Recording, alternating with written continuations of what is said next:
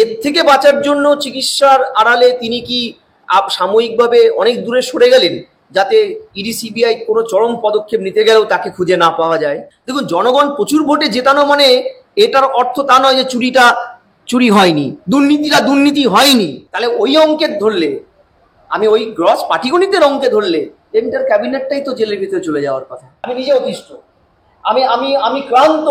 এই দুর্নীতি প্রতিদিনের নতুন নতুন আবার তত্ত্ব, প্রতিদিন একটা করে ইডি সিবিআই তত্ত্ব খাড়া করবে, একটা নোটিশ দিবে। আরে প্রভাবশালী লোকটাকে নাম বলতে অসুবিধাটা কোথায়? দেশে লোকসভা নির্বাচনের প্রায় 7 লক্ষ ভোটের জয়ের ব্যবধানে রেকর্ড গড়ে অভিষেক বন্দ্যোপাধ্যায় রাজনীতি থেকে সাময়িক ছুটি নিচ্ছেন। এর পেছনে কি কারণ থাকতে পারি বলে আপনার? দেখুন, এটা তো একদম পরিষ্কার সত্য ঘটনা। এটার জন্য কোনো বিশ্লেষক প্রয়োজন হয় না। সাধারণ মানুষ যারা রাজনীতিক সচেতন এই রাজ্যের, তারা কিন্তু একটা জিনিস অন্তত জানেন যে তৃণমূলের সুপ্রিমো এবং সেকেন্ড ইন ফার্স্ট কমান্ড দুজনের একটা ডেডলি কম্বিনেশন তৃণমূলের যেমন সাকসেসের একটা বড় অংশীদারিত্ব দাবি করে, আবার তৃণমূলের অভ্যন্তরে এই দুজনের তেলেবেগুনের সম্পর্ক, তেলেবেগুনের যে ঝগড়া, অর্থাৎ দ্বন্দ্ব, ক্ষমতার অলিন্দে সর্বোচ্চ পদকে ধরে নেওয়ার জন্য কে কতটা আধিপত্য দেখাতে পারে দলে, এটা নিয়েও কিন্তু একটা সাংঘাতিক পরিমাণ লড়াই চলছে। সেটা আজও বিদ্যমান। এটা একদম পরিষ্কার সত্য যে আজকে এই 2024-এর লোকসভা নির্বাচনে পশ্চিমবঙ্গে তৃণমূলের বিপুল জয়। তার একটা বড় অংশীদারিত্ব মমতা ব্যানার্জি অভিষেককে দিয়েছেন, যে ক্রেডিট দিয়েছেন। তিনি তাকে ম্যান অফ দ্য ম্যাচ বলেছেন সবার সামনে, যতদূর আমি জানি। ফলে এই এক্সপেকটেশনে দল চালনার ক্ষেত্রে তার যে ভূমিকা, সেটা যে বেড়ে গেছে বা নেত্রী তাকে বাড়িয়ে দিয়েছে, সেটা বলার অপেক্ষা রাখে না। কিন্তু আমরা দেখলাম ইমিডিয়েট পরে 10ই জুলাই যে 4টে কেন্দ্রে উপনির্বাচন, তার মধ্যে মানিকতলা একটা কেন্দ্র, যেখানে সাধনবাবু বিগত বিধায়ক প্রায় 20,000+ ভোটে জিতেছিলেন। তিনি মারা যাওয়ার পরে তার মেয়ে যুবনেত্রী হিসাবে যুবনেতা অভিষেকের খুব কাছের ঘনিষ্ঠ, এবং তিনি বরাবরই বা বিভিন্ন মিডিয়াতেও একাধিকবার দেখানো হয়েছিল যে মামলাটা কোন দিন উইথড্র হলে মানিকতলায় শ্রেয়াকেই প্রার্থী করা হবে, সেটা অভিষেকের খুব ঘনিষ্ঠ বলেই। অর্থাৎ দলে অভিষেকের যুবর প্রাধান্যটা আছে এবং থাকবে। এবার প্রার্থী নির্বাচনে আমরা দেখেছিলাম যুবর প্রাধান্যটাই রাজ্যে বেশি করে বিদ্যমান। কিন্তু আমরা দেখলাম বিভিন্ন অনুষঙ্গে তৃণমূলের নেত্রী মমতা ব্যানার্জি শ্রেয়াকে না দাঁড় করিয়ে বরং তার ক্লাসমেট, লোকে বলে তার সাথে একসাথে পড়াশোনা করত, তার সমবয়সী সাধন পাণ্ডের স্ত্রীকে তিনি দাঁড় করালেন। এতে অভিষেকের কি হঠাৎ করে সেই পুরনো আধিপত্যে ধাক্কা লাগা, যেটা ভোটের ঠিক আগ মুহূর্তে তৃণমূলের অন্দরে বিশাল জলগোলা হয়েছিল। কুণালবাবু নিজে ব্যাটেন সামলে নিয়ে বার কয়েক সামনে এসেছিলেন, বিতর্ক জড়িয়েছিলেন। এটা কি আবার নতুন করে চাগার দিয়ে উঠল, নাকি অভিষেকের সাময়িক বিরতির পিছনে অন্য লজিক? কারণ খেয়াল করে দেখুন, অভিষেককে কিন্তু মাননীয় সুপ্রিম কোর্ট কিন্তু রক্ষা কবচ দিয়েছিল নির্বাচনে অবধি। তাকে সাময়িক স্বস্তি দিয়েছিল, তাকে অ্যারেস্ট করা যাবে না বা অন্য ধরনের মেজর স্টেপ তার বিরুদ্ধে নেওয়া যাবে না, যেটা কিন্তু হাল আমলে আবার জাস্টিস অমৃতা সিনহার এজলাসে কিন্তু নতুন করে সারফেসে এসছে। ফলে এর থেকে বাঁচার জন্য চিকিৎসার আড়ালে তিনি কি সাময়িকভাবে অনেক দূরে সরে গেলেন, যাতে ইডি সিবিআই কোনো চরম পদক্ষেপ নিতে গেলেও তাকে খুঁজে না পাওয়া যায়? তিনি বিদেশে আছেন, চিকিৎসারত আছেন। কোনটা সত্যি এটা সময় বলবে, কিন্তু এটা একদম পরিষ্কার সত্য যে দুটোর মধ্যে একটা বা দুটোই হয়তো সত্যি। এবং এই দুটোর রসায়নেই কিন্তু আলটিমেটলি পশ্চিমবঙ্গের রাজনীতিতে যে একটা স্থিতাবস্থা, সেটা দুর্নীতির অঙ্কে বলুন বা সাংগঠনিক শাসক দলের, এটা কিন্তু বেশ রোমাঞ্চিত। এবং এটা কিন্তু পরিষ্কার যে বিপুল ম্যান্ডেট পেয়ে তৃণমূল ক্ষমতায় আসলেও তার যে নব্য যুব ভার্সেস মাদারের দ্বন্দ্বটা, কিংবা 60-65 ঊর্ধ্বদের নির্বাসনে পাঠানোর যে অভিষেকের পুরনো সেই প্রতিশ্রুতি কথা, সেটা যে নতুন করে আবার চলে আসলো সারফেসের উপরেই তলে। এবং দুর্নীতিটাও যে মরেও মরল না। দুর্নীতি ইস্যুটা তো আমরা নির্বাচনের আগে প্রতিদিন সন্ধ্যায়, বাঙালি এমন একটা দিন যায়নি যে বিগত 4-5 বছরে বাঙালি দুর্নীতি নিয়ে কোনো কথা টিভিতে আলোচনায় শুনতে পাইনি বা আপনাদের ইউটিউব চ্যানেলগুলোর মাধ্যমে। ফলে এই দুর্নীতিটাও যে এখনো পর্যন্ত ভোটে জিতে জাস্টিফাই হয়নি। শাসক দল যেটা বারবার বলে যে কোথায় দুর্নীতি, আমরা তো ভোটে জিতেছি, সেটা কিন্তু আমার মনে হয় আবার চলে আসলো উপরিতলে। অভিষেক বন্দ্যোপাধ্যায় বলছেন যে আমি আশা করি, আমি কোট আনকোট বলবো, তিনি বলছেন আমি আশা করি রাজ্য সরকার দ্রুততার সঙ্গে কাজ করবে এবং মানুষের সব সমস্যার সমাধান করবে, মানুষের ন্যায় বিচার নিশ্চিত করবে। এই অংশ নিয়েই প্রশ্ন উঠছে রাজনৈতিক মহলে। আর সরকারের একাংশের কাজ ঘিরেই কি কটাক্ষ করছেন তিনি? না, তৃণমূলের একটা অদ্ভুত কালচার চলে, দেখবেন তৃণমূলের নেতারা তাদের সুপ্রিমো বা তাদের সেকেন্ড ইন ফার্স্ট কমান্ড, যার কথা বলছেন আপনি অভিষেক ব্যানার্জি, বা তাদের একাধিক নেতা বারবার বলেন নিজের ভোট নিজে দেবেন। মানে তার মানে এ রাজ্যে ভোট সিকিউরড নয় কারো, বলতে হচ্ছে আপনার ভোটটা আপনাকে দিবেন, আপনার ভোটটা কিন্তু সিকিউরড নয়। কখন আমরা বলি আপনার ভোটটা আপনি দেবেন, কারণ কি আপনার ভোটটা সিকিউরড নয়। আর শাসক দল যখন এই কথাগুলো বলে ও একদম পরিষ্কার। দ্বিতীয় হচ্ছে শাসক দলই তো মানে তাদেরই তো সরকার চলছে, তার দলের সর্বভারতীয় তথাকথিত সর্বভারতীয় যিনি এত বড় পদে সম্পাদক, তিনি যখন এই কথাগুলো বলেন তাহলে তো এটাকে আমি বলবো স্ববিরোধী কথাবার্তা। এটা তো বিরোধী কেউ বলেনি। প্রশাসন ভালো করে চলছে কি না তিনি প্রশ্ন তুলছেন, অর্থাৎ তার গভর্নমেন্ট গ্রস ফেলিয়ার, এটা তিনি বারবার আঙুল তুলে বলছেন। এটাকে কৌশল বলবেন নাকি প্রতিপক্ষ যে আরেকটি এই ক্ষমতাসীন শাসক দলের যে আরেকটি গোষ্ঠী তাদেরকে বার্তা দেওয়া বলবেন, নাকি জনগণের মাঝখানে নিজেকে আরো বড় নেতা প্রমাণ করার জন্য এই ধরনের কথাবার্তাগুলো বাজারে মাঝে মধ্যে ছেড়ে দেওয়া? সেটা তো মানে আলটিমেটলি বিশ্লেষণের ব্যাপার। কিন্তু প্রশ্নটা হচ্ছে, যদি আমি প্রথমত্ব সত্যটা ধরে নেই, তাহলে একটা প্রশ্ন যে আপনি সরকারে আপনারা বিপুল বহুমতে আছেন, কার্যত এ রাজ্য বিরোধী শূন্য, আপনারা কাউকে বিরোধী আসনে থাকতেও দেননি, কোনো মিটিং মিছিল কোনো কিছুই করা যায় না, নাগরিক সমাজ রাস্তায় নামতে পারে না, পলিটিক্যাল পার্টি অপোনেন্ট তো পারেই না হাইকোর্টে অর্ডার ছাড়া। তারপরেও যখন আপনাকেই বলতে হচ্ছে 13 বছর 14 বছরের একটা সরকারের প্রশাসনিক ব্যবস্থাটা আরো সুদৃঢ় করতে হবে, তখন তো প্রশ্ন হচ্ছে এই যে ফেলিওর প্রতিদিন, তার দায়টা কার? কারা দায়টা নিচ্ছে? কোন প্রশাসনিক কর্তারা নিচ্ছেন? মুখ্যমন্ত্রীকে পুলিশের বিরুদ্ধে বিষোদ্গার করতে হয় শোনা যায়, কিন্তু তিনি একটাবারও এই পুলিশ যে আধিকারিকরা তার কথা অনুযায়ী যারা ব্যর্থ প্রশাসন চালাতে, যারা ব্যর্থ ভোটের রেজাল্টের পরে তার দল নিয়ন্ত্রণ করতে, যে সরকারের এলিট একটা আবাসনে ঢুকে সারা রাত তাণ্ডব করে তার দলের লোকজন জেতার আনন্দে, মুখ্যমন্ত্রীকে দার্থহীন ভাষায় সমালোচনা করতে হয়। কিন্তু আপনি কি দেখেছেন রাজধর্ম মেনে মুখ্যমন্ত্রী, পুলিশ মন্ত্রী কাউকে অ্যারেস্ট করিয়েছেন, কাউকে উপযুক্ত শাস্তি দিয়েছেন? আপনি যদি শাস্তি না দেন, শাস্তি না দিলে কিন্তু বাড়ে। আপনি যতই চোখ রাঙান কিছু হবে না, শাস্তি না দিলে কিন্তু এরা বাড়বে, আরো বেশি বাড়াবাড়ি করবে, বাড়ছেও তাই। ভোট পরবর্তী হিংসা আজকে কোন জায়গায় চলে গেছে ভাবুন তো।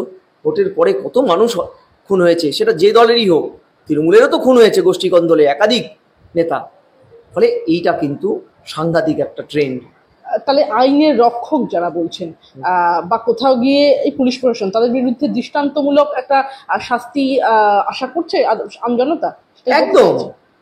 আপনি ভাবুন না, যে টাকা চুরি হয়েছে, মুখ্যমন্ত্রী স্বীকার করলেন আমফানের টাকা চুরি হয়েছে, 100 দিনের টাকা চুরি হয়েছে, তিনি দলীয় সমাবেশ থেকে একজন সরকারি একটা অর্ডার দিলেন। দল আর সরকার তো এ রাজ্যে আইনটি আলাদা করা মুশকিল। কোনটা পার্টি ফর পার্টস। আপনি কোনো একটা পার্টি দলে ক্ষমতায় আসে কিছু লোকের ভোটে, কিন্তু যখনই তারা সরকারে আসীন হন তখন যারা তাকে ভোট দেয়নি, অর্থাৎ যে পার্টটা তাকে ভোট দেয়নি আর যে পার্টটা তাকে ভোট দিয়েছে, সবারই তার সরকার হয় সেটা। অর্থাৎ দল এবং সরকার কিন্তু আলাদা। কিন্তু এই সরকার তো দল এবং সরকারকে এক করে দিয়েছে। মুখ্যমন্ত্রী নবান্নে সেক্রেটারিয়েটে বসে যখন দলীয় হুইপ জারি করেন, প্রার্থী তালিকা ঘোষণা করেন, আমাদের বুঝতে অসুবিধা হয় কোনটা দল কোনটা সরকারি অর্ডার। আরেকটা দ্বিতীয় হচ্ছে পুলিশ।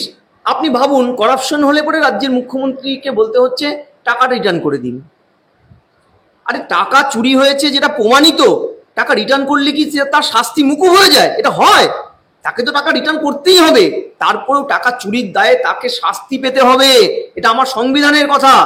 রাজ্যে 21 এবং আর্টিকেল 39-এ স্পষ্ট যে রাজ্যের প্রশাসনিক প্রধান অর্থাৎ মুখ্যমন্ত্রী, পুলিশ মন্ত্রী, স্বরাষ্ট্রমন্ত্রী তিনি মানুষের জীবন জীবিকা রক্ষা করতে তিনি বাধ্য হয় দুটো আর্টিকেলে। তাই কি হয়? কোথাও তো হতে দেখিনি। আরেকটা কথা আপনাকে বলছি যে মানে দেখুন, এখন এগুলো কথা যখন বলি তখন বিভিন্ন জায়গার থেকে তৃণমূলের নেতারা বিভিন্ন টিপ্পণী করেন, না জনগণ আমাদের ভোটে জিতিয়েছে। দেখুন, জনগণ প্রচুর ভোটে জেতানো মানে এটার অর্থ তা নয় যে চুরিটা চুরি হয়নি, দুর্নীতি হয়নি। এটা জাস্টিফাই হয় না। প্রচুর ভোটে জেতাটা একটা পাটিগণিতের অঙ্ক, পাটিগণিত, জাস্ট পাটিগণিত। তাতে এটা প্রমাণিত হয় না যে গণতন্ত্র মানে আপনি প্রচুর ভোটে পেয়েছেন, তাতে গণতন্ত্রের পরিভাষা পাল্টে গিয়ে গণতন্ত্র হয়ে দাঁড়িয়েছে যার লাঠি তার তন্ত্র, সেটাই গণতন্ত্র। সেটা প্রমাণিত হয় না। গণতন্ত্রের ভার্সন ভোটে জেতার সাথে সাযুজ্যপূর্ণ নয়। ফলে দুর্নীতিটাও হয়েছে সত্য, ভোটে জিতেছেন সেটাও সত্য। মানুষ দুর্নীতিটার চাইতে প্রোটেকশনকে বড় আকারে দেখিয়েছে, সামাজিক প্রকল্পগুলো মানুষ অনেক বড় আকারে ভেবে নিয়েছে, তাই আপনারা এসছেন। তাতে কিন্তু মানুষ একটাবার ভোট বাক্সে ভোট দিতে গিয়ে বলেনি তৃণমূলের বিরুদ্ধে ভুল বার্তা, মিথ্যে কথা বলছে বিরোধীরা বা আমার মতন অরাজনৈতিক মুখেরা। এটা কিন্তু নয়, কারণ এই প্রত্যেকটা তথ্য কিন্তু উঠে এসেছে হাইকোর্টের নির্দেশে, ইডি সিবিআই তদন্তের মাধ্যমে। ফলে এটা কিন্তু চরম সত্য মেনে নিতে হবে। লিপস অ্যান্ড বাউন্স, যে লিপস অ্যান্ড বাউন্স নিয়ে এত চর্চা, সেই লিপস অ্যান্ড বাউন্সের 7 কোটি টাকা বাজেয়াপ্ত বিচারপতি অমৃতা সিনহার একের পর এক কড়া প্রশ্নের মুখে পড়তে হলো এনফোর্সমেন্ট ডাইরেক্টরেটকে। অন্যদিকে সুজয় কৃষ্ণ ভদ্রের কণ্ঠস্বরের যে নমুনা পরীক্ষার ফল, আর সেটা কি হলো তা নিয়েও কি অগ্রগতি হয়েছে সেই প্রশ্ন এদিন করেন বিচারপতি। রাজ্যের রিপোর্ট এখনো না আসায় অসন্তোষ প্রকাশ করেছেন বিচারপতি অমৃতা সিনহা। আগামী 30শে জুলাই মামলার পরবর্তী শুনানি রয়েছে। এই মামলার ভবিষ্যৎ কি হতে চলেছে বলে আপনার? দেখুন, আমার কথা কি, আমি এই চ্যানেলে অনুষ্ঠান করছি, জনগণ এটাতে বিভিন্ন কমেন্টস করবেন। সাধারণ মানুষ আজকে আর দুর্নীতি নিয়ে কিছু শুনতে চায় না।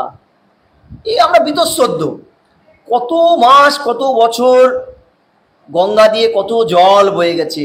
দুর্নীতি নিয়ে অভিজিৎ গঙ্গোপাধ্যায়, জাস্টিস অমৃতা সিনহা, দীপঙ্কর বাবু থেকে শুরু করে একাধিক বিচারপতির এজলাসে ইডি সিবিআই এর কার্যকারিতা নিয়ে রীতিমতন প্রশ্ন উঠেছে। একটা নয়, হাজারবার। অন্ধ হলে তো আর প্রলয় বন্ধ হয়ে যায় না, এটা তো অস্বীকারের জায়গা নেই, কথাটা তো ঠিক। কিন্তু মানুষ তো আজ অব্দি ধেড়ে ইঁদুর মাথাকে, সেই মাথাদেরকে ধরতে দেখলো না। দেখুন, দুর্নীতি হয়েছে, কত শত ছেলে মেয়ে চাকরি চুরি হয়েছে, তারা রাস্তায় বসে। সরকার সেই যারা চুরি করেছে তাদের সপক্ষে, তাদের বাঁচাতে হাইকোর্ট, সুপ্রিম কোর্টে আপনার আমার ট্যাক্সের টাকায় গিয়েছে, এটাও সত্যি। তারপরে বলুন তো, আজকে ভারতবর্ষের ইলেকশনের পরে যে একটা বড় দুর্নীতি শিক্ষা নিয়ে ধরা পড়েছে, নিট এনটিএ এর গাফিলতি, 1553 জনের মতন সুপ্রিম কোর্টের নির্দেশে সেন্ট্রাল গভর্নমেন্ট উইথিন কুইক মেনে নিয়ে তাদেরকে পুনরায় পরীক্ষায় বসার নির্দেশ জারি করেছেন। ভাবুন, একটা বড় কাজ করতে গেলে ত্রুটি হয়, অনেক সময় ইচ্ছাকৃতভাবে হয়, অনেক সময় অনিচ্ছাকৃতভাবে হয়, কিন্তু প্রশাসন তখনই তার দোষটাকে মেনে নিয়ে যদি রেকটিফিকেশনের জন্য এগিয়ে আসে, তখন মানুষ বোঝে প্রশাসনের আন্তরিকতা আছে দুর্নীতিটা দমনের। যারা দুর্নীতির সাথে যুক্ত তাদেরকে অ্যারেস্ট করে দৃষ্টান্তমূলক শাস্তি। আপনি বলুন তো, রাজ্যে আজকে 13 বছরে যতগুলো বড় বড় সিরিয়াস ক্রাইম, চাকরি চুরি, কয়লা চুরি, গরু চুরি, বালু চুরি, মানুষের মুখস্থ হয়ে গেছে। লিপস অ্যান্ড বাউন্স, রাজ্যের এত বড় একজন মাথার সরাসরি যুক্ত হওয়ার প্রমাণ মিলে গেছে কি ম্যানেজিয়াল পার্সন হিসাবে আন্ডার সেকশন 2 কোম্পানি অ্যাক্টসে, যেখানে সুজয় কৃষ্ণ বাবু জেলে, অথচ একই কাজ করে অভিষেক বাবু বাইরে। হ্যাঁ, কি আশ্চর্য রাজনীতি, কি আশ্চর্য! 13 বার আইনমন্ত্রীকে ডাকার পরও তিনি যাননি, সহযোগিতা করেননি, তিনি জেলের বাইরে। অথচ আরেক রাজ্যের মুখ্যমন্ত্রী তিনি জেলে গিয়ে জেল যাত্রা করে আসলেন। ফলে আমার প্রশ্নটা হচ্ছেটা কি? রাজ্য তো চাইছে প্রশাসনিক স্তরে, রাজনৈতিক স্তরে দুর্নীতিটাকে এনকারেজ করতে, বাঁচাতে দুর্নীতিগ্রস্তদের, কিন্তু কেন্দ্রীয় এজেন্সিগুলো তাদের এই ধরনের ভূমিকা কেন তারা একটার পর একটা ফেলিওর দেখাচ্ছে? এত লেন্দিয়ার করছে সমস্ত প্রসেসটাকে? কেন তারা দিনের পর দিন এই এলিমেন্টসগুলোকে বাড়তে দিচ্ছে? মনে রাখবেন, এই যে প্রভাবশালী মানুষগুলো, তাদের বিরুদ্ধে যদি ইনভেস্টিগেশনটা তাড়াতাড়ি না কার্যকর করা যায়, অ্যাটাচমেন্ট যদি না করা যায়, যদি আপনার যদি মানে একাধিক ক্ষেত্রে দ্রুততার সঙ্গে এভিডেন্সগুলোকে কালেক্ট করা না যায়, তাহলে কিন্তু একটা কমপ্লিসিটি গ্রো করে এবং সেটাই কিন্তু আলটিমেটলি এই ধরনের এভিডেন্সগুলো নষ্ট করার একটা প্রবণতা আমরা ভারতবর্ষের একাধিক দুর্নীতিতে দেখেছি। ফলে এটা তো একদম বাস্তব সত্য। আজকে হাইকোর্টের মাননীয় বিচারপতিদের বলতে হচ্ছে ইডি সিবিআই তদন্তে প্রশ্ন চিহ্ন দিতে হচ্ছে। আজ নতুন নয়, আজকে কয়েক বছর ধরে তাদের এটা বারবার বলতে হয়েছে। কেন? এটা কার স্বার্থে? কি সেটিংস? আদৌ কি এর পিছনে অন্য কোনো রসায়ন আছে রাজনীতির? আমরা জানি না, কিন্তু একটা জিনিস জানি, মানুষগুলো কিন্তু এখনো রাজপথে বসে আছে, চাকরির যাদের চুরি হয়ে গেছে। আর তাহলে কি পাবলিক ম্যান্ডেটের থেকে কোথাও গিয়ে সেটিং তত্ত্বকে এগিয়ে রাখছেন? আমি জানি না। দেখুন, এগুলো তো বাজার চলতি কতগুলো কথা, প্রমাণ ছাড়া কোনো কথা বলাটা ঠিক নয়। আমি প্রমাণ ছাড়া কোনো কথা বলি না, কিন্তু অনেক সময় কি হয়, প্রমাণ হওয়া আর প্রমাণ না হওয়ার মাঝখানেও কোনো একটা কিছু সিচুয়েশন থাকে, যেগুলো আমরা অনেক সময় অ্যানালাইসিস করে অন্তত একটা ন্যারেটিভ তৈরি করতে পারি, যে ন্যারেটিভে একটা স্পষ্ট জিনিস দিনের আলোর মতো ফুটে ওঠে, যেটা বারবার হাইকোর্টের, সুপ্রিম কোর্টের বা অন্যান্য বিচারপতিদের ইয়েতেও কিন্তু মানে বারবার উঠে এসেছে। বিশেষ করুন আজকে এই যে ইডির ইন্টিগ্রিটি নিয়ে যখন প্রশ্ন করছে একজন বিচারপতি, হ্যাঁ, she has sensing bad smell, সে বাজে একটা গন্ধ পাচ্ছে এই পুরো ইন্টার প্রসেসটায়। তার মনে হচ্ছে যে একটা এক্সট্রিমড অথরিটি, ইডি একটা এক্সট্রিমড অথরিটি, তারা যখন একটার পর একটা প্রসেসটাকে একদম কার্যত হিমঘরে বানানোর জায়গায় নিয়ে চলে গেছে। যখন জাস্টিস গাঙ্গুলি সিবিআই অফিসারকে পরিবর্তন করেছেন, এবং পরিবর্তন শুধু করেননি, তাদেরকে আদালতে আসতে বারণ করেছেন তাদের ফেলিয়ারের জন্য। ফলে এই জায়গায় গিয়ে আমার কিন্তু কোথাও যেন মনে হয় যে কিছু তো অন্তত হচ্ছে, যা বটে তার কিছু তো বটে, এটা তো অস্বীকারের জায়গা নেই। নাহলে এই ধরনের ঘটনাগুলো হচ্ছে কেন? দেখুন আমি আপনাকে বলি, যে অর্গানাইজেশন, এই যে ইডি সিবিআই মতো organization, ED one of the extreme organization in the country, এটা তো অস্বীকারের জায়গা নেই।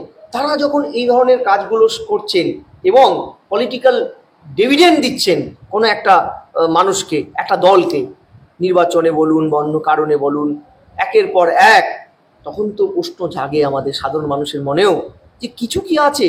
তা না হলে 100 কোটি টাকার লিকুইড স্ক্যাম করে একটা রাজ্যের স্ট্যান্ডিং মুখ্যমন্ত্রী জেলে, যারা দুটো রাজ্যে ক্ষমতায়, অথচ আরেকটি রাজ্যে সব প্রমাণ থাকার পরেও ইডি সিবিআই কার্যত কখনো অ্যাকাউন্ট বই খুঁজে পায় না একজন এমপির, কখনো এটা পায় না, কখনো ওটা পায় না, কিছুই প্রায় পায় না। কেন পায় না? এই যে নেই ভাবটা, এটা কিন্তু আমার কথা নয়, এটা কিন্তু মাননীয় জাস্টিসদের কিন্তু বারবারের প্রশ্ন চিহ্ন। ঠিক আছে?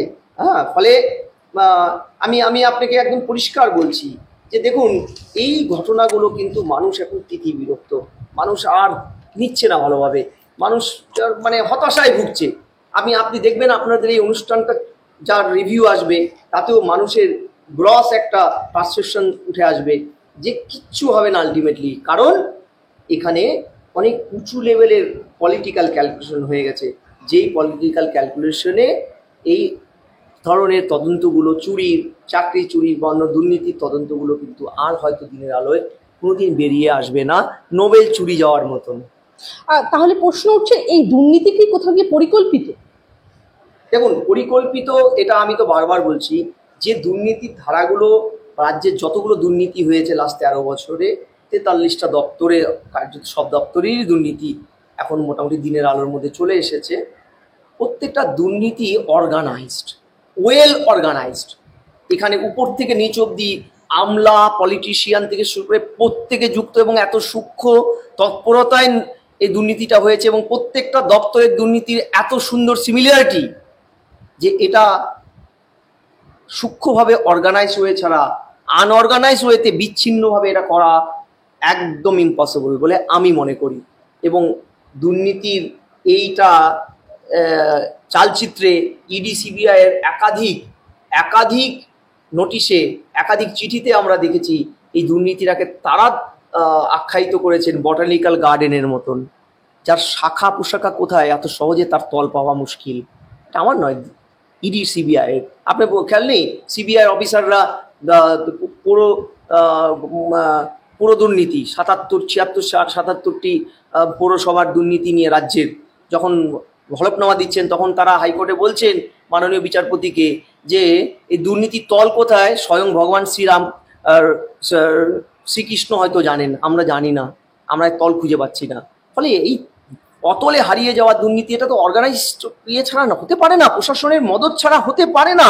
পলিটিক্যাল মদত, প্রশাসনের মদত, প্রত্যেকের একটা নেক্সাস আছে এটার মধ্যে। তা না হলে একক মস্তিষ্কে এক দুটো লোকের দ্বারা এত বড় দুর্নীতি কার্যকর করা প্রায় অসম্ভব। কোথাও হয় না, পৃথিবীতে কোনো দেশে এটা এককভাবে হয়নি, হতে পারে না। এই সরকারকে কোথাও গিয়ে দুর্নীতি পরায়ণ সরকার আখ্যা দিচ্ছে। আর আপনি নতুন কি বলবেন? দেখুন, দুর্নীতি সব সরকারের সময় হয়, কিন্তু দুর্নীতি যখন হওয়ার পরে একটি সরকার সেই দুর্নীতিটাকে স্ট্যান্ড করতে ইডি সিবিআই আদালতকে কোণঠাসা করে, উচ্চ আদালতে ঘন ঘন গিয়ে অ্যাপিল করে, নির্লজ্জের মতন, তখন তো এই কথাটাই উঠে আসে। আমি আমার কথা বলছি না, আমি কোনো দল করি না, আমার কোনো দলের সাথে কোনো সম্পর্ক নেই। সিবিআই দাবি করছে, আপনার কথা সত্য ধরেই বলবো, যে মূল সুবিধাভোগীর হয়ে চাকরি বিক্রির টাকা তুলেছে আরেকজন। হ্যাঁ, এটা কি নতুন দাবি? ইডি সিবিআই একাধিকবার বলেছে যে একাধিক এজেন্ট ছড়িয়ে আছে রাজ্যের বিভিন্ন প্রান্তে, কালীঘাটের কাকু, অমুক কাকু, তমুক কাকু। আপনারা তো কাকুদের নামের লিস্ট, কাকিমাদের নামের লিস্ট দেখেছেন, এবং জুটিতে খায় লুটোপুটি। দেখা গেছে আমরা বেশ কিছু জুটির মহিলা মুখও দেখেছি, ঠিক আছে? অর্পিতার নাম, অপা, ঝপা, ঘপা, কত নাম শুনেছি, ঠিক আছে? সুকন্যা, ঠিক আছে? ফলে এই ঘটনাগুলো তো এই রাজ্যে বাঙালি জাতির ক্ষেত্রে একটা ভয়ানক প্রশ্ন। এবার দেখুন, আমি যখন এটা বলছি, তৃণমূলের নেতাদের একটা প্রশ্ন থাকবে আমাকে, স্যার এত কিছু বলার পরেও তো আমরা ভোটে জিতি। আমি আবারও বলছি, গণতন্ত্রটা না একটা বিচিত্র জায়গা। আপনি প্রচুর দুর্নীতি, জাহাজানি, চুরি, জোচ্চুরি করেও যখন পাবলিকের পাটিগণিতে আপনি ভোটে জিতে আসেন, তখন কিন্তু ম্যান্ডেটটা স্ট্যান্ড করে যায় যে আপনি দুর্নীতিগ্রস্ত নন, আপনার দুর্নীতিটা জাস্টিফাই হয়ে গেল, অন্তত শাসক তাই মনে করে। কিন্তু খেয়াল রাখবেন, এরকম অনেক নির্বাচন হয়েছে, আপাতত স্বস্তি পেয়েছে শাসক জনগণের ভোটে, কিন্তু একদিন ওই যে দুর্নীতিটা, সেটাই কিন্তু একদিন তাদের হেরে যাওয়ার কারণও হয়ে দাঁড়িয়েছে। এই যে রাজ্য জুড়ে এত দুর্নীতি, কোথাও গিয়ে কি পরোক্ষভাবে এই বার্তাটাই উঠে আসছে, এই দুর্নীতি একটা সময় নাভিশ্বাস তুলবে বর্তমান যারা ক্ষমতায় রয়েছে সেই ক্ষমতাসীন দলের? হ্যাঁ, দেখুন, প্রশাসন তো রীতিমতন এই দুর্নীতিতে কিন্তু নাজেহাল। আমি আপনাকে বলছি, প্রশাসন ভালো নেই। রাজ্যের মুখ্যমন্ত্রী দীর্ঘদিনের প্রবীণ রাজনীতিবিদ, তিনি ভালো করে জানেন যে এই দুর্নীতিটার শেষ কিন্তু তার সরকারের পতন দিয়েও হতে পারে। কারণ খেয়াল করবেন, বামেরা 34টা বছর রাজত্ব করেছে। বামেরা 2006-এ বিপুল ম্যান্ডেট নিয়ে এসেছিল, মমতা ওই ম্যান্ডেটের কথা ভাবতেও পারে না, 235। সেই বামেরা কিন্তু 5 বছর পরে শুধু সরকার থেকে চলে যায়নি, আজকে তারা মহাশূন্যে আসি। ফলে জনগণের ম্যান্ডেট তো কখন যে কোথায় চলে যায় এটা বলা খুব কঠিন। কিন্তু একজন, আমার মনে হয়, দেখুন, সংখ্যা যখন বাড়ে, যারা তৃণমূলের সরকারে আছেন, যারা তৃণমূলের দায়িত্বশীল পদে আছেন, ইভেন রাজ্যের মুখ্যমন্ত্রী যদি আমার এই ভিডিওটা দেখেন, একটু দয়া করে ক্ষমা মার্জনা করে একটা কথাই বলছি, যখন সরকারে আসীন হয় মানুষের, জনগণের প্রচুর ভোটের মাধ্যমে, তখন একটি সরকার বা একটি পার্টির দায়িত্ব জনগণের প্রতি বেড়ে যায়। অর্থাৎ মানুষ যখন আপনাকে প্রচুর ভোটে জেতায় না, তখন সেই জেতাটা কিন্তু দায়িত্ববান হওয়ার জন্য জেতা হয়। জুলুম করা, আমার পুরনো ফর্ম, আমার দুর্নীতিটাকে বজায় রাখা, ওটাই মানুষ মানছে, এইগুলো করার জন্য কিন্তু নয়। মানুষ হয়তো ওগুলো আপাতত ক্ষমা করে দিয়ে আপনাকে ভোটটা দিয়েছে, কিন্তু একদিন হয়তো এটাই আপনার পরাজয়ের একটা বড় কারণ হবে। কারণ বিরোধীরা কিন্তু গোকুলেই বেড়ে ওঠে, এটা মাথায় রাখতে হবে। দুর্নীতির বিরুদ্ধে আন্দোলনকে ভাঙার জন্য চাকরি প্রার্থীদেরই কয়েকজনকে বেআইনি নিয়োগ দিয়েছিল রাজ্য সরকার, চার্জশিটে ইডির দাবি এমনটাই। কি বলবেন, এটা বিস্ফোরক তথ্য? না না, এ তো অনেক দিন আগের কথা। আপনি খেয়াল করে দেখবেন, অনেকেই আছে মুখ্য নেতা ছিলেন তৎকালীন, আমি নামগুলো এই মুহূর্তে বলতে চাইছি না আপনাদের প্ল্যাটফর্মে, মুখ্য নেতা, তারা প্রথম সারির নেতা, একে একে টপ টপ টপ টপ করে চাকরি পেয়ে গেল, চাকরি পেয়ে তারা থেকে সরে গেল। ফলে আন্দোলনটা ভেঙে পড়লো। এইভাবে পার্থবাবু বিশেষ করে এই কাজটা করেছিল। এবার আমি জানি না সেটা কি সরকারের মদতে করেছিল, সরকারের পলিসির পার্ট হিসাবে করেছিল, নাকি পার্থবাবুর একান্ত ব্যক্তিগত এটা দিয়েছিল, কৌশল ছিল, এটা আমি জানি না। কিন্তু একটা জিনিস পরিষ্কার, যে এইভাবে কিন্তু অন্তত সরকার কার্যত বা শিক্ষা দপ্তর স্বীকার করে নিয়েছিল যে এন্টায়ার প্রসেসে কিন্তু চাকরি চুরি হয়েছিল, শিক্ষায় বিশেষ করে। ফলে তাই হয়েছে এবং একাধিক জায়গায় হয়েছে। এবং আপনি খেয়াল করে দেখবেন, আমি বললাম তো নামগুলো এখন আর বলতে চাইছি না, তারা চাকরি বাকরি করছে, তাদের একটা ক্ষতি হবে, তারা ছাত্র পড়ায়। কিন্তু আমি আপনাকে বলছি এটা নতুন নয়, প্রাথমিক স্তর থেকে শুরু করে প্রত্যেকটা স্তরে যারা আন্দোলন করেছিল, জঙ্গি আন্দোলন গড়ে তুলেছিল, তারা পরবর্তীকালে আন্দোলন থেকে কোনো এক অজানা কারণে সরে গেছে। পরে আমরা জানতে পেরেছি তারা চাকরিতে রাতারাতি অ্যাপয়েন্টমেন্ট পেয়ে গেছে, SMS এর মাধ্যমে বাড়িতে এসে অ্যাপয়েন্টমেন্ট দিয়ে দিয়েছে, দেখা গেছে ভ্যাকেন্সি নেই, অ্যাপয়েন্টমেন্ট পেয়ে গেছে। কিন্তু এইগুলো হয়েছে, এগুলো একদম অস্বীকার জানে, জনগণ সব জানে, এটা নতুন নয়। আজকে ইডি CBI এত দেরিতে বলেছে, আমরা কিন্তু একাধিক অনুষ্ঠান করেছি এটা নিয়ে। হ্যাঁ, ইভেন ওই আন্দোলনে থাকা পিছনের সারির অনেক নেতৃত্বকে আমরা পরবর্তীকালে চ্যানেলে তাদের সাথে 1-to-1 কন্ট্যাক্টে তাদের সাথে অনুষ্ঠান করেছি। তারা বলেছে যে নেতা একে একে প্রত্যেকটা নেতাকে তারা চাকরি দিয়েছেন পার্থবাবুর শিক্ষা দপ্তর, যাতে আন্দোলনটা গড়ে না ওঠে। তাই হয়েছে। আগামী মাসে চাকরি দুর্নীতি যার রায় জুলাই মাসে বেরোতে চলেছে, কি মনে হয় আপনার, এই রায় কি সরকারের বিপক্ষে যাবে? দেখুন, সুপ্রিম কোর্টে সারাদিনের জাজমেন্টটা যদি বলেন 560 পাতার মতন মধ্যে একটা ছিল, কোথাও কিন্তু সরকারের পক্ষে জাস্টিস চন্দ্রচূড় কিচ্ছু বলেননি। এবার শেষ বেলাতে গিয়ে ওনার মনে হয়েছে একটু টাইম দেওয়া যেতে পারে, একটু টাইম দেওয়া হবে। শ্রীমতী মমতা ব্যানার্জি এটা পলিটিক্যালি মাইলেজ পেয়েছে, এই সব কথা তো আছেই এই রায়ের পরে, এই স্থগিতাদেশের পরে। কিন্তু আমি আপনাকে বলছি, আন্দোলন এই পুরো 26,000 চাকরি বা প্রাথমিকের যে আরো 70,000 শুনছি বা 50,000 যে চাকরির যে এটা চলছে কেসগুলো, এটাই কিন্তু চাকরি থাকার কোনো মেরিট নেই বলেই আপাতত হাইকোর্ট কিন্তু CBI তদন্ত, যাদের কাছে প্রাথমিকভাবে যে ডেটাবেসগুলো উঠে এসেছে, যারা চাকরিটা কয়েকজন যাদের নাম উঠে এসেছে, তাদের কিন্তু ইন্টারোগেশনের কিন্তু কোনো স্থগিতাদেশ দেয়নি। CBI-কে কিন্তু ইন্টারোগেশন করতে বলেছে এবং তারা অলরেডি ডেকেওছে অনেককে। তারা যদি সোর্স বলে দেয় তো ভালো, আদারওয়াইজ সরকার যদি যোগ্য অযোগ্যদের ডিস্টিংগুইশ করতে পারে তো ভালো, SSC যদি করতে পারে ভালো।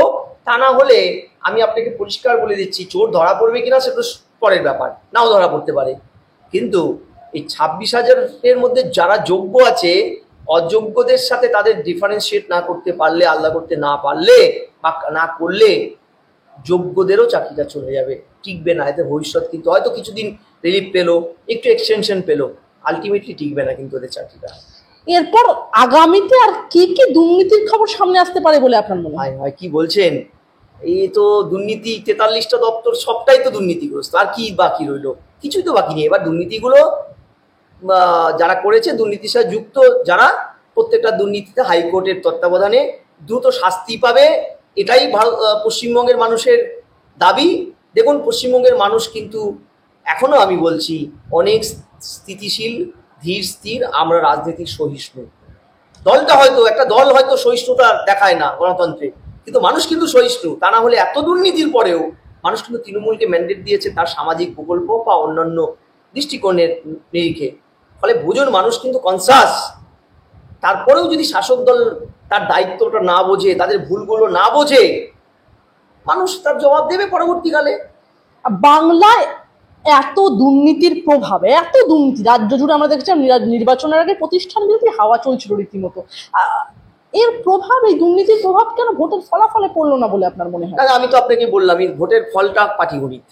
ভোটের ফলটা, দুর্নীতিটা ভারতবর্ষের স্বাধীনতার পরে কোনো নির্বাচনী দুর্নীতি সেভাবে আক্ষরিক অর্থে ইস্যুই হয়নি। বরং সামাজিক প্রকল্প, অন্যান্য ধর্মীয় পোলারাইজেশন, অন্যান্য জাতিগত পোলারাইজেশন, অন্যান্য অনেকগুলো ফ্যাক্টর এখানে, আঞ্চলিক ফ্যাক্টর, অপোজিশনের অর্গানাইজেশনের অভাব, তাদের প্রার্থী মুখ সেই অর্থে না থাকা, এগুলো অনেক বেশি ইম্পর্টেন্ট হয়ে দাঁড়ায় ভারতবর্ষের রাজনীতিতে বহুদিন ধরে। আমি আপনাকে বলছি, দুর্নীতি যখন মধ্য গগনে একের পর এক অ্যারেস্ট হচ্ছে, রাজ্যের মন্ত্রীরা জেলে যাচ্ছেন, পার্থবাবু, বালুবাবু, তখনও কিন্তু আমি একাধিক চ্যানেলে বলেছিলাম যে বিরোধীরা যদি ভেবে থাকে যে দুর্নীতিটাই হাতিয়ার করে তারা ক্ষমতায় আসবেন, তারা ভুল করছেন। দুর্নীতিটা ভারতবর্ষের স্বাধীনতার পরে কোনো নির্বাচনেরই মুখ্য ইস্যু হয়নি। আর এ রাজ্যে যে একটা যে গ্রস আপাতত চিত্র উঠে এসেছে যে সংখ্যালঘু একটা বড় অংশের ভোট তৃণমূলের দিকে গিয়ে তৃণমূল এর আজকে এই বিপুল ম্যান্ডেট, কার্যত এটাও একটা অনেক অংশের সত্যি ঘটনা। আমি আপনাকে পরিষ্কার বলছি, তার থেকে একটা জিনিস স্পষ্টত দিনের আলোর মতন পরিষ্কার, যে সংখ্যালঘু ভাইয়েরা কিন্তু করাপশনের চাইতে প্রোটেকশনটাকেই অনেক বেশি ইম্পর্টেন্সি দেখিয়েছে ভোটে। ফলে এটা কিন্তু বুঝে নিতে হবে, একটা একক ইস্যু বা দুর্নীতির মতো ইস্যু কখনোই ভারতবর্ষের রাজনীতিতে একটা বড় ভোট জেতার ফ্যাক্টর হয়নি। এর আগে আপনি বলেছিলেন গোটা ক্যাবিনেটটাই জেলে যাবে ভোটের এই ফলাফলের পর, এখনো কি আপনি আপনার সেই বক্তব্যেই অনড়? দেখুন, ওটা আইনের ভাষা। আইনের ভাষায় যদি আইনের মতে চলে, ইডি সিবিআই যদি সঠিক অর্থে দ্রুততার সঙ্গে কেসগুলোর সলভ করে, তাহলে তো আমি দেখছি আইনমন্ত্রী, এই রাজ্যের আইনমন্ত্রীও পর্যন্ত আন্ডার স্ক্যানারে। রেশন দুর্নীতিতে আজকে শুনলাম আরো 50 জন যুক্ত। অর্থাৎ সব মিলে যদি একটা কাগজ কলম নিয়ে বসি, আপনি বলুন দেখি আর ক্যাবিনেটের আর কোন মিনিস্টার বাকি রইল যার বিরুদ্ধে কোনো দুর্নীতির অ্যালিগেশন নেই? তাহলে ওই অঙ্কে ধরলে, আমি ওই গ্রস পাটিগণিতের অঙ্কে ধরলে এন্টার ক্যাবিনেটটাই তো জেলের ভিতরে চলে যাওয়ার কথা। তাই তো দেখা যাচ্ছে। স্যার, আপনার মতে বাংলায় তৃণমূলের ভবিষ্যৎ? দারুণ ভবিষ্যৎ, প্রচুর ভোটে জিতে এসছে। একটু যদি ব্যাখ্যা এবার করেন। আমার প্রশ্নটা হচ্ছে, তৃণমূলের ভবিষ্যৎ তো সমুজ্জ উজ্জ্বল। তারা এত বিশাল অঙ্কের ভোট পেয়েছে। হ্যাঁ, 26-এ এই চলতে থাকলে 26-এ বিরোধী শূন্য তারা সরকার তৈরি করবে। হয়তো 294টাই হয়তো সবটাই পেয়ে গেল, আমি বলছি না, পেতেও পারে। বিরোধীরা তো আইডিওলজিক্যালি ব্যাংকরাপ্টেড পরিস্থিতিতে, তাদের কোনো কার্যত কিছুই নেই। আমার প্রশ্নটা তা নয়, প্রশ্নটা হচ্ছে তৃণমূলের না হয় ভবিষ্যৎ ভালো, জনগণের ভবিষ্যৎ কি? তৃণমূলকে তো বুঝতে হবে জনগণের ভবিষ্যৎটাকে আমার সুদৃঢ় করতে হবে। এ রাজ্যে যখন আমরা 13 বছর ধরে একটা সরকার গ্রেট ম্যান্ডেট নিয়ে আছে, যাদের কোনো বাধা নেই কোনো রকম বিল পাস করার ক্ষেত্রে, তারা সংখ্যালঘু সরকার নয়, তাহলে তারা কেন জনকল্যাণে এখনো পর্যন্ত কোনো পদক্ষেপ নিচ্ছে না? তারা কেন এখনো পর্যন্ত, আমি বলছি তারা অনুদান দিন, অনুদান তো ভালো জিনিস, অনুদান তো ভালো দরকার, কিন্তু যারা অনুদান নির্ভর হতে চায় না, যাদের যোগ্যতা আছে তাদের যোগ্যতা অনুযায়ী চাকরিটাও দিন। বুঝতে হবে তো আপনাকে। শিল্প কলকারখানা খুলুন। যে ধরনের অভিযোগগুলো মানুষ বারবার করছে, রাজ্যের ছেলে মেয়েরা বিহারে চলে যাচ্ছে চাকরি করতে, অন্য রাজ্যে চলে যাচ্ছে, বিদেশে চলে যাচ্ছে, এদেরকে তো ঘরে ফেরাতে হবে। আপনার শিল্প করতে হবে। যে ফ্রিঞ্জ এলিমেন্টগুলো রাজ্যে বিভিন্ন জায়গায় ক্লাব কালচার করে রেখেছে, অনুদান নির্ভর সংস্কৃতি এসে গেছে বাংলায়। আমি বলছি অনুদান যাদের দরকার তাদের দিন, যারা স্কিল লেবার, যারা যোগ্য, পড়াশোনা করেছে, তাদের চাকরিটা দিন। এটা তো আপনাকে দিতে হবে। একটা কল্যাণময় সরকার জনগণের ভোটে জিতে এসে তার তো রাজধর্মটাই সে পালন করে, সেখানেই তো তার ভবিষ্যৎ এবং জনগণের ভবিষ্যৎ। আমি বলছি আপনার দলের ভবিষ্যৎ তো খুব উজ্জ্বল আমি দেখতে পাচ্ছি। 26-এ আপনারা প্রচুর ভোট নিয়ে আসবেন এইভাবে চললে, তার বিরোধী নেই এখানে। কিন্তু জনগণের ভবিষ্যৎটা কি? আমার প্রশ্নটা এটা। জনগণের ভবিষ্যৎ তো এই চললে অন্ধকার, বাংলার ভবিষ্যৎ তো অন্ধকার, সেটার দিকটা দেখুন আপনারা। আমার শেষ প্রশ্ন স্যার আপনাকে, বিচারপতি অমৃতা সিনহার নির্দেশে প্রকাশ্যে এলে দেখা যায় যে রিপোর্টে সিবিআই লিখেছে একজন প্রভাবশালীর অ্যাকাউন্টে প্রাথমিক নিয়োগ দুর্নীতির 30 কোটি টাকা জমা পড়েছে। এ ব্যাপারে সুনির্দিষ্ট প্রমাণ পেয়েছে সিবিআই, কি বলবেন? সিবিআই প্রমাণ পেয়েছে তো আপনার আমার বাংলার জনগণের কি? তারা কি ধরেছে? তারা কি অ্যারেস্ট করেছে? এই যে এই যে লুকোচুরি খেলাগুলো, হ্যাঁ, এই লুকোচুরি খেলাগুলো মানুষ আর নিচ্ছে না। একদম জেনে নিন, মানুষ অতিষ্ঠ, আমি নিজে অতিষ্ঠ। আমি আমি আমি ক্লান্ত।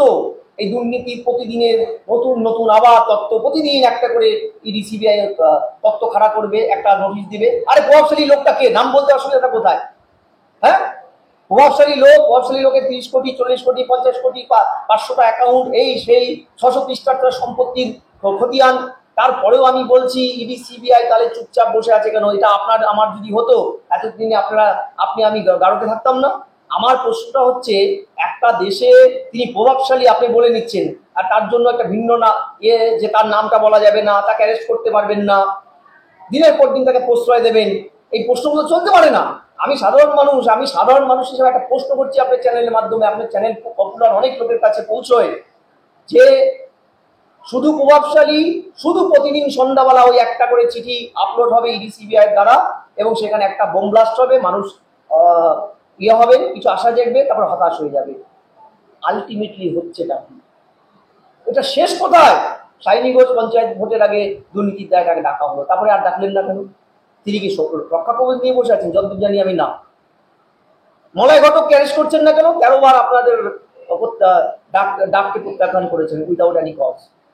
আমার প্রশ্ন হচ্ছে, এই লুকোচুরি খেলাগুলো বন্ধ করুন। মানুষ কিন্তু লুকোচুরি খেলাগুলো আর নিচ্ছে না। লেবু চটকাতে চটকাতে কিন্তু তেতো হয়ে গেছে, মানুষ আর নিচ্ছে না। বন্ধ করুন এই খেলাগুলো, বন্ধ করুন।